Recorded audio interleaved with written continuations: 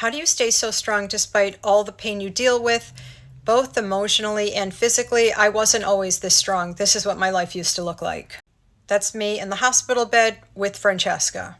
This is me laying down with Francesca.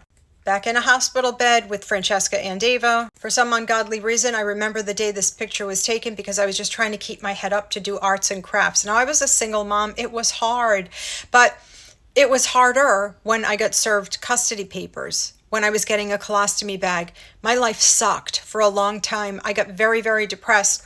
And I would drop my kids off at school.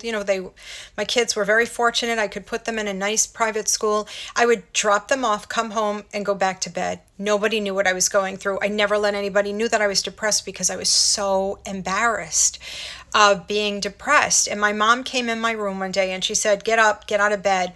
She lived next door. My brother lived next door to my mom. We're Italian. That's how we roll. And she walked in my house. She said, "The only way you're going to find your way out of this is if you help others." And I got out of bed. I looked in the mirror and I said, "I'm going to start helping people. I'm going to start paying it forward." I started delivering Meals on Wheels. And everything really came together in my life after I published my first book.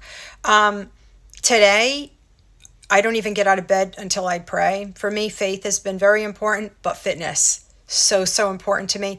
That's how I deal with all of the stories. I know Bev and I have our own way of dealing with things, and now poor Brandy, she's exposed to the horrors that come in. But for me, I live by faith, fitness, fortitude, and F the rest. So that's how I deal with things. I think everybody has a different way of dealing with things. You folks don't see me when I'm sick because I'm still, I don't know. I don't like people to know when I'm sick. I don't know if I'll ever change, but that's how I deal with it. But you know what? I ask that same question to the doctors whose lives have been destroyed by the Department of Justice. My pain patient stories used to keep me awake at night until the doctors found me.